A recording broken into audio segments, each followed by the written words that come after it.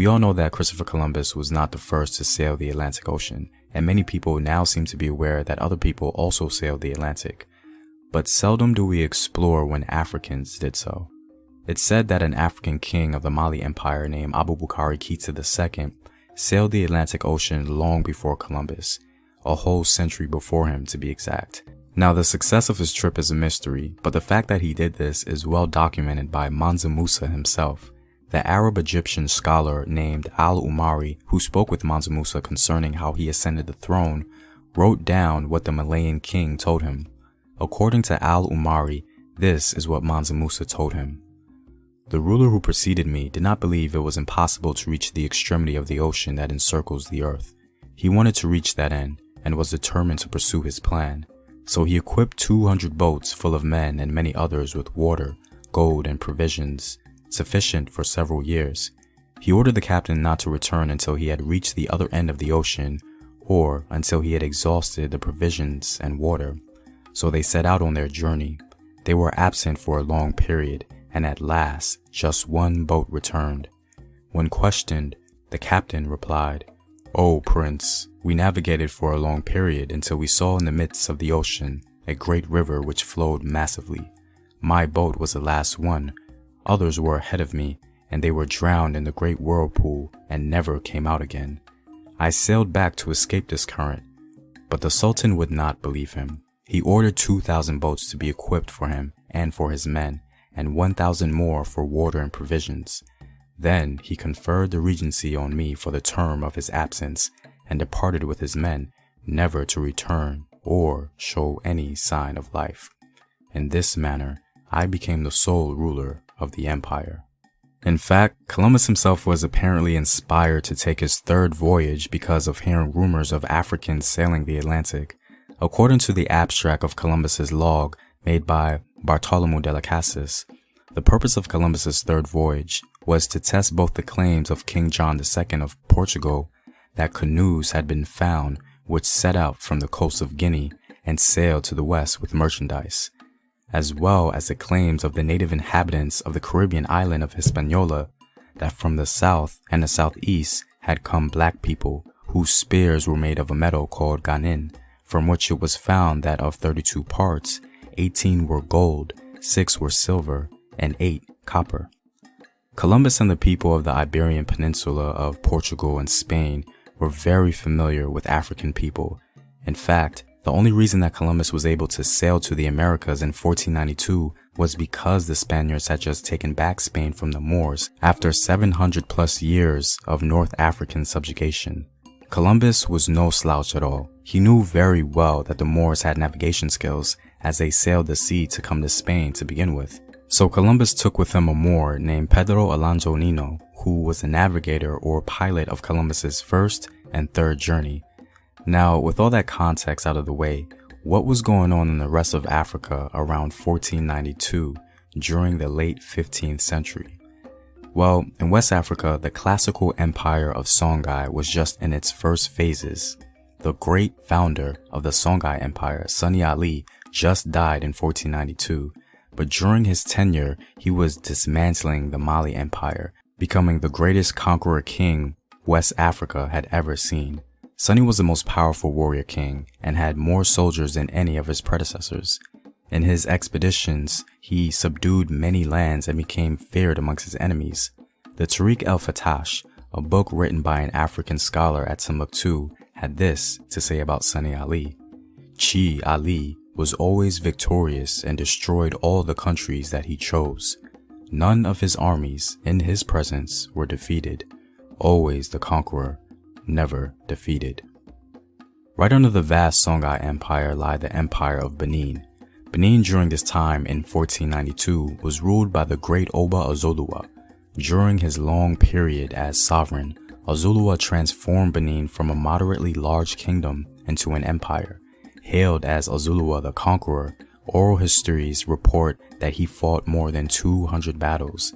Even though his reign was marked with some instability, he still managed to expand Benin into an empire, and by 1492, his reign was well seasoned and Benin growing.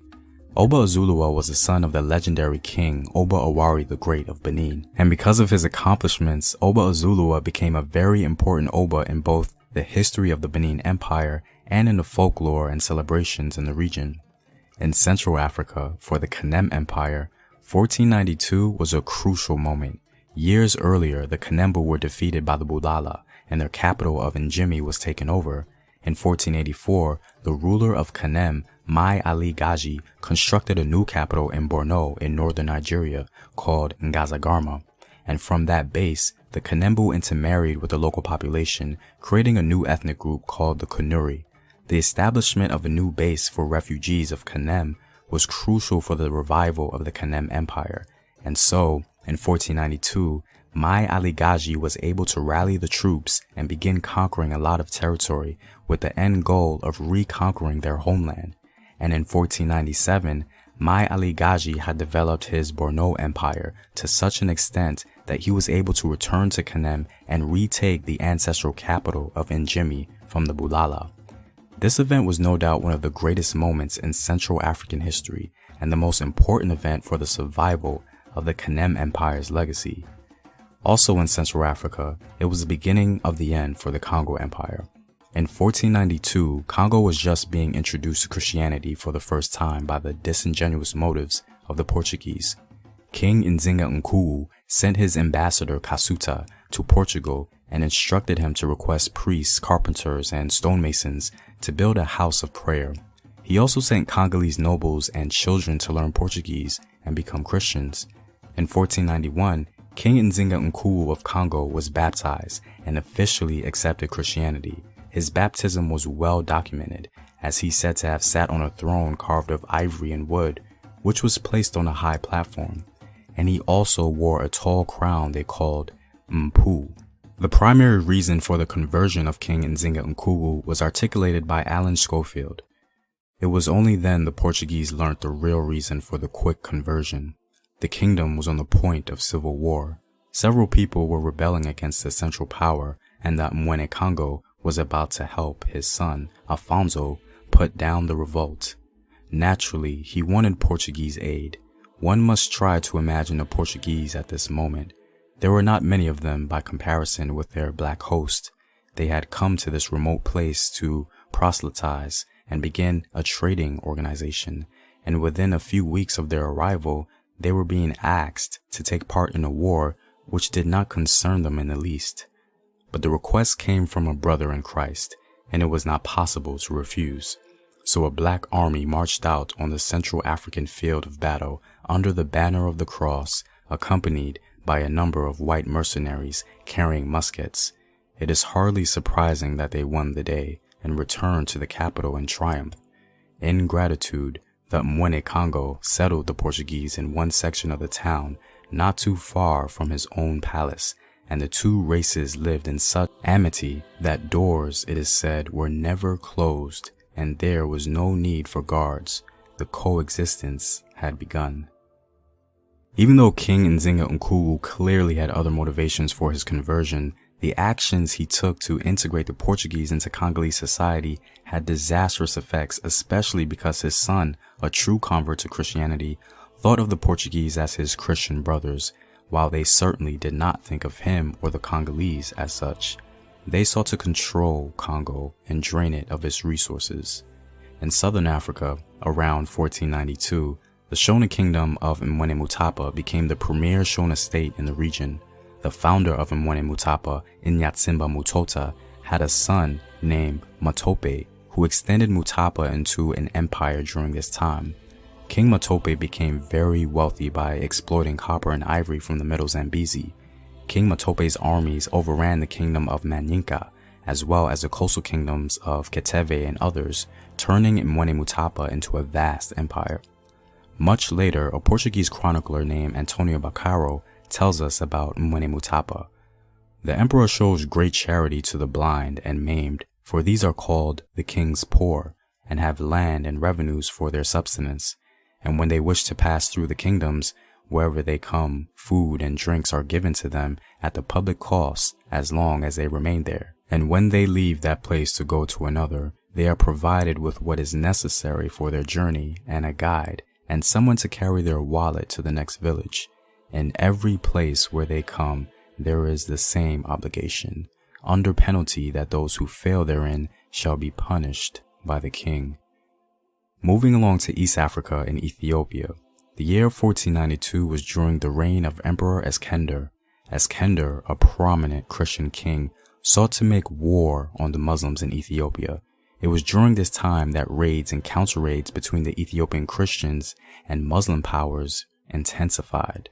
This period was the beginning stages of determining which religion would have dominion over Ethiopia, Christianity or Islam. It was said that Emperor Eskender was of a bold disposition and was an expert horseman and well trained in the use of bow, shield, and spear. And at the same time, he was gracious, compassionate, and merciful. Previously, in 1487, King John II of Portugal, who had always been eager to enter into communication with Prester John, the mythical Christian ally of Africa, sent on a mission to the east the navigators Perdo de Covilham and Alonso de Pavia. In 1491, de Covilham entered Ethiopia and made his way to the court of Eskender, where the king received him with great honor. Eskender made him his confidant and counselor and found him so useful that apparently he wouldn't allow him to leave. According to some authorities, Eskender was murdered in 1492, but his death was hidden by Queen Helena and her advisors for nearly 3 years.